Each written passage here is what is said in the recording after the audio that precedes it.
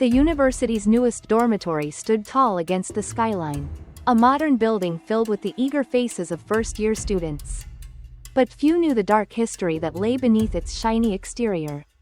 The dormitory had been built on an old, long-forgotten graveyard, a place where the dead had once been buried hastily, their graves disturbed by time, war, and greed. Those who had died here were never at peace, and the land, soaked with their restless spirits, had never been fully cleansed. When Lan and her friends first arrived at the dormitory, they felt a sense of excitement. The building was new, with state-of-the-art facilities, clean rooms, and modern amenities. Everything seemed perfect, but that sense of security didn't last long. There was something off about the place, something wrong. The air was thick, even on the warmest days, and the hallway lights flickered constantly, no matter how many times they were replaced. The students brushed it off at first, assuming it was just old wiring or faulty infrastructure. But then, the noises started. At first, it was nothing more than faint creaks and moans in the walls, sounds that could be explained away as the building settling or the wind. But as the days passed, the noises grew louder. Students began to hear footsteps behind them in the halls. Despite being completely alone, whispers echoed in their ears when no one was there. And on rainy nights, a cold mist would seep under their doors, carrying with it the unmistakable scent of decay. One night, Lan couldn't sleep. She had heard the whispering again, low and soft, like voices calling her name from the other side of the room. She tried to ignore it, but it was as if the sound was growing louder, closer. She sat up in bed, heart racing, her breath visible in the cold air that had crept into her room. Then, the door creaked open. At first, she thought it was just the wind. But no, there, standing in the doorway, was a shadow. It was tall, thin, and its eyes glowed a sickly red, like dying embers. The figure stood motionless for a moment, and then slowly, it began to move toward her, its footsteps heavy and deliberate. She froze, unable to scream, unable to move. Just before the figure reached her, it vanished into thin air, leaving behind only the scent of death. Lan sat trembling in her bed, heart pounding, wondering if she had just imagined it. But deep down, she knew that it wasn't a figment of her imagination. The next day, she shared her experience with her friends. At first, they didn't believe her, but as the days went by, more and more students began reporting similar encounters. Strange shadows in the halls, the sounds of footsteps at night, the feeling of being watched. No one could escape the growing sense of dread that settled over the dormitory like a thick, suffocating fog. Lan and her friends decided to investigate.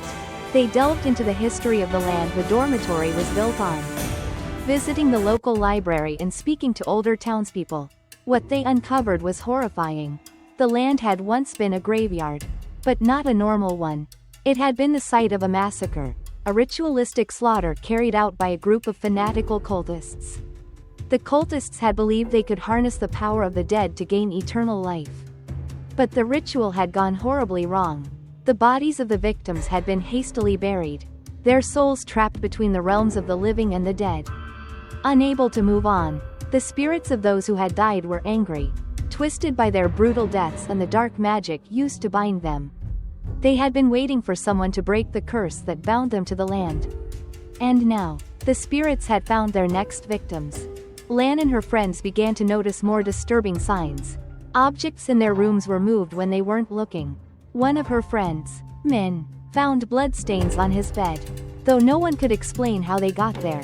Another friend, Mai, woke up one night to find her mirror shattered, pieces of glass scattered across the floor, and the reflection of a face that wasn't her own staring back at her.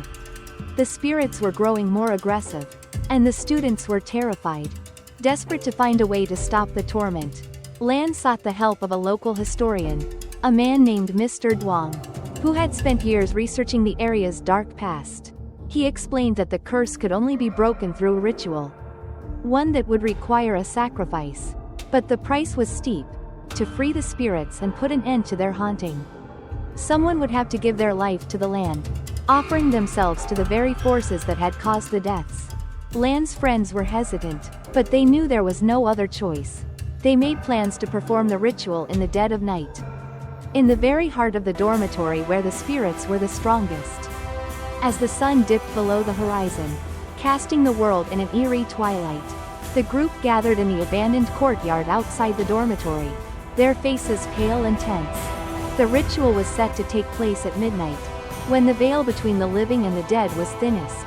Lan stood at the center, holding an old, weathered book that Mr. Duan had given her. The others stood in a circle around her, chanting the ancient words. As the words filled the air, the ground beneath their feet began to tremble. The temperature dropped, and an unnatural stillness fell over the courtyard. Then, the spirits appeared. They emerged from the ground, their forms twisted and grotesque, their eyes hollow with rage. The air grew thick with their presence, a suffocating force that threatened to crush the life out of everyone standing there. Lan could feel the anger and despair of the spirits pressing against her chest, suffocating her. The leader of the spirits, a tall, gaunt figure with hollow eyes, stepped forward. His voice echoed in Lan's mind, whispering of the horrors that had occurred here, of the lives lost, the souls trapped in eternal torment. He demanded retribution for the wrongs done to him and his people. With trembling hands, Lan lifted the dagger, ready to make the sacrifice. She closed her eyes, offering herself to the spirits in exchange for peace. But as she did, the leader of the spirits reached out to her, his fingers cold and sharp, whispering words that froze her heart. "You may free us, but remember this: the land is cursed. The dead never rest, and you will never be free of us." Lan plunged the dagger into the earth, and with it, a blinding light filled the courtyard. The spirits screamed in agony, their forms dissolving into the light. And then, just as quickly as they had appeared, they were gone. The land was silent. For a moment, it seemed like the curse had been lifted. The air felt lighter. The oppressive weight that had hung over the dormitory was gone. But Lan knew that the spirits had not truly gone. They had only been released, but not freed. Their warning still echoed in her mind.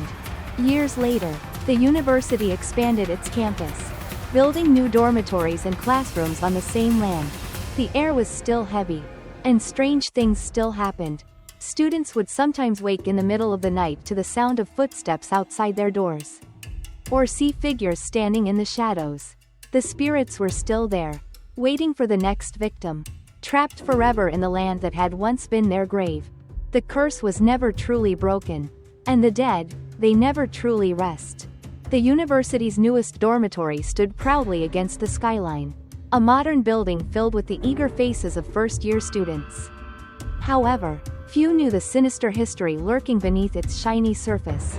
The dormitory had been built on an old, forgotten graveyard, where souls, restless and angry, were buried in hasty, unmarked graves. Over time, those who had died there were never allowed peace, and the land soaked in their torment. Lan, a freshman at the university, was one of the first to experience the strange unease that gripped the dormitory. She and her friends, Min and Mai, moved into the new building full of excitement and anticipation, only to find that something felt wrong.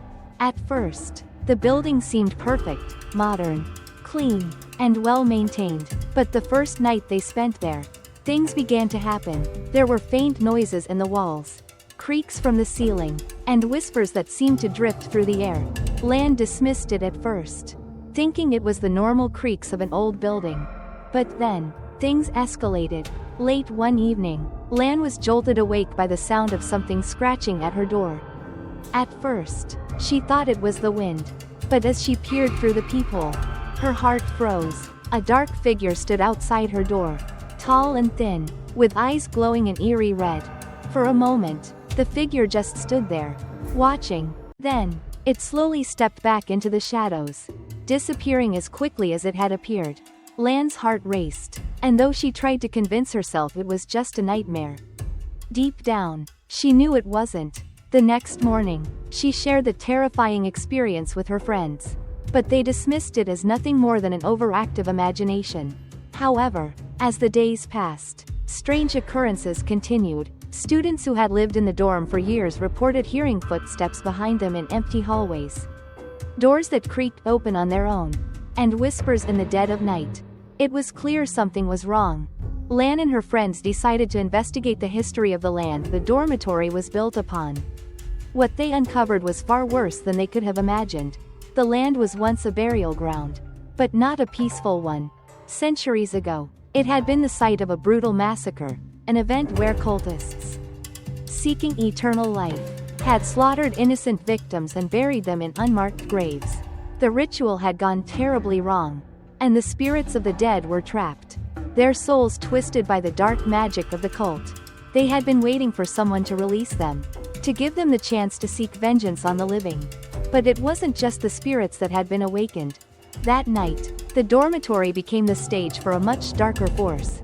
A demon, born from the cursed land, made its presence known. Lan and her friends felt at first as a cold chill, a suffocating weight that pressed down on them as they slept. And then came the sounds, scratching, gnawing, and then the unmistakable growl of something terrible lurking just beyond the walls. It wasn't just a spirit they had unleashed, it was something far worse. The demon and its army of twisted creatures, crawlers. They would come to be called, tore through the dormitory, hunting down anyone they could find. The crawlers were nightmarish creatures with elongated limbs, sharp claws, and twisted bodies, moving in ways that defied nature. They were relentless, tearing through the walls and dragging their victims into the darkness. Lan and her friends, now desperate, realized that they had to act quickly if they wanted to survive. But there was no escaping the demon's wrath. They turned to an ancient source of knowledge, seeking help from an old priestess, one who had once been a powerful spiritual leader before disappearing from the world. The priestess, now living in seclusion at the edge of the village, revealed the horrifying truth. The demon they faced was not just any ordinary demon, it was a manifestation of the land's cursed bloodline. A creature born from the agony of countless souls who had been violently killed and left unburied. To banish the demon, they would need to perform a ritual that would sever the demon's connection to the land. But the cost of this ritual was high. One of them would have to sacrifice their life in order to close the rift and send the demon back to the abyss. As Lan and her friends returned to the dormitory to prepare for the ritual, the demon's forces were growing stronger. The crawlers were more aggressive, moving faster, hunting with greater hunger. The dormitory had become a battleground, and the students were now hiding in fear, waiting for the end. That night, the ritual began. Lan stood in the center of the courtyard, surrounded by her friends. The ceremonial blade, a tool of ancient power, was in her hand, ready to be plunged into the earth. The chant began, words ancient and forgotten, calling on the spirits of the land to aid them in their battle. As they spoke, the ground trembled beneath them, the temperature dropped, and an unnatural silence filled the air. The demon appeared, towering over them, its eyes burning with malice.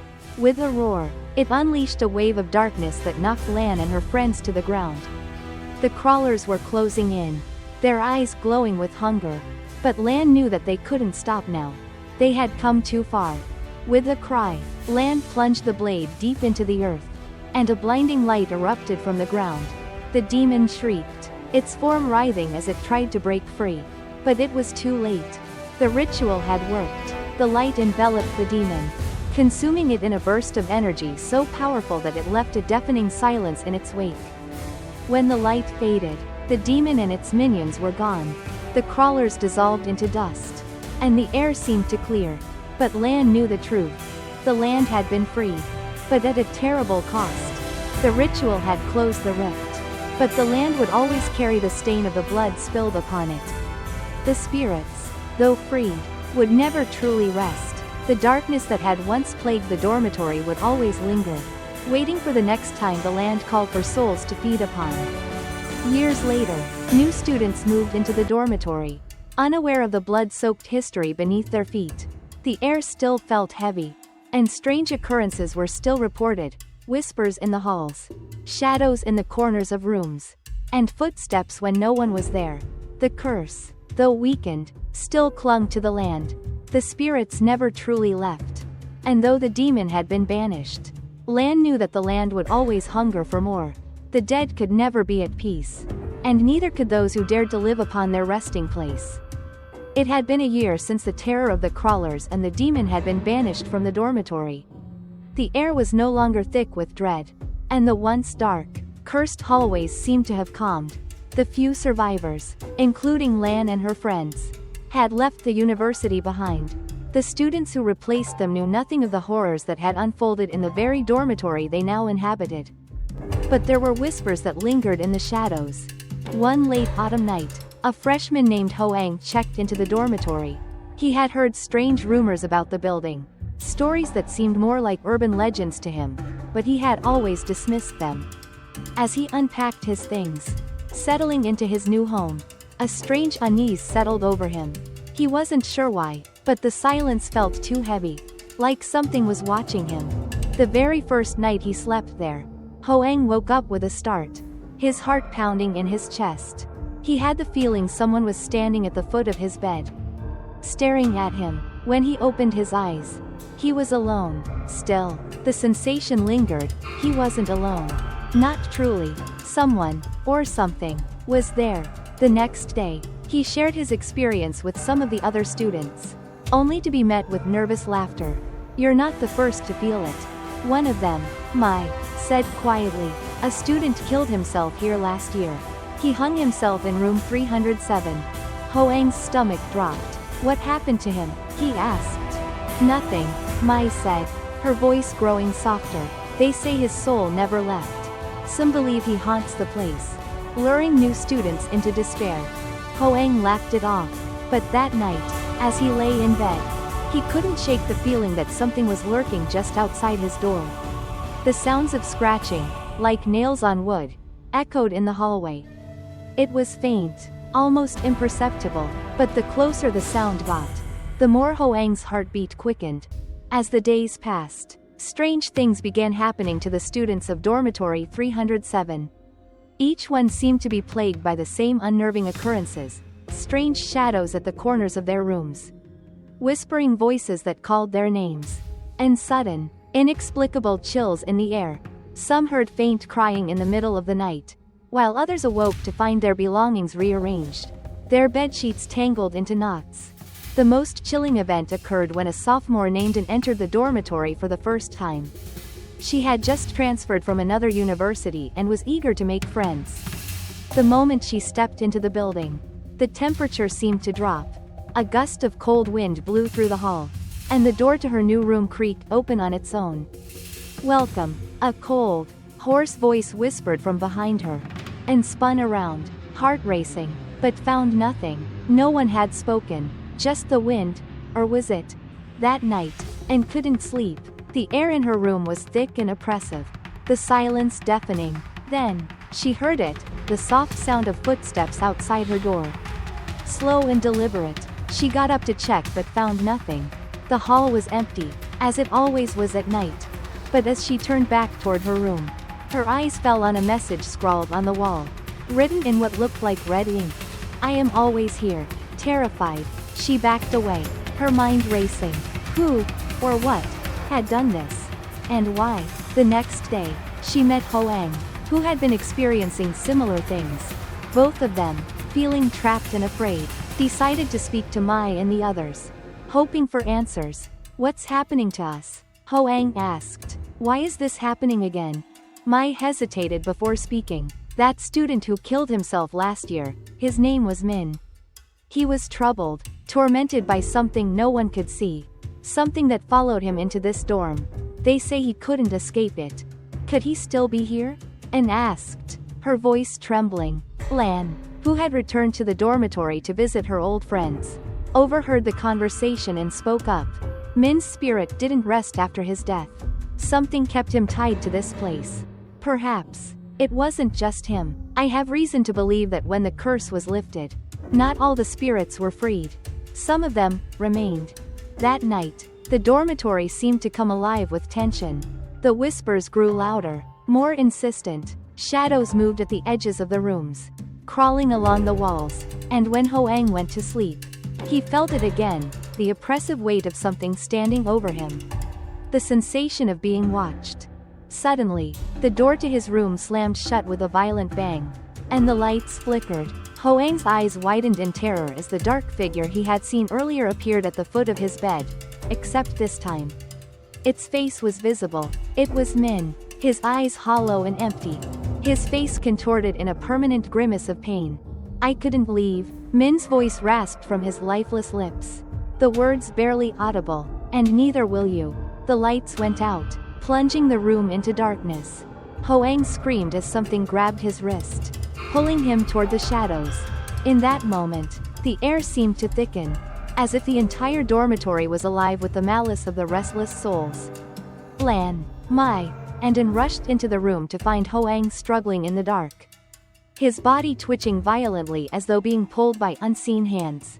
They couldn't save him. By the time the light returned, Hoang was gone. His body was found sprawled on the floor, eyes wide open, lips stretched in a horrified scream. The message, "I am always here," was written across his forehead, this time in what appeared to be his own blood. The students of the dormitory were now gripped in a terror far worse than before. Min's spirit had grown stronger, feeding on the fear and despair of the new students. No one was safe, and no one could escape the feeling that they were being hunted by something beyond their understanding. Lan, Mai, and An knew they had to act. They couldn't let Min's spirit claim anyone else. Together, they began researching ways to banish his spirit permanently. But as they delved deeper, they uncovered a horrifying truth. The land beneath the dormitory was cursed not only by Min's death but by the ancient spirits of the past, the restless souls of those who had died violently, their agony echoing through the years. In the end, Lan and her friends realized that the only way to end the nightmare was to confront Min's spirit directly. And in doing so, face the true horror that lay beneath the dormitory. The land would never be free from its curse. But perhaps, just maybe, they could find a way to make the souls rest, if they were willing to make the ultimate sacrifice.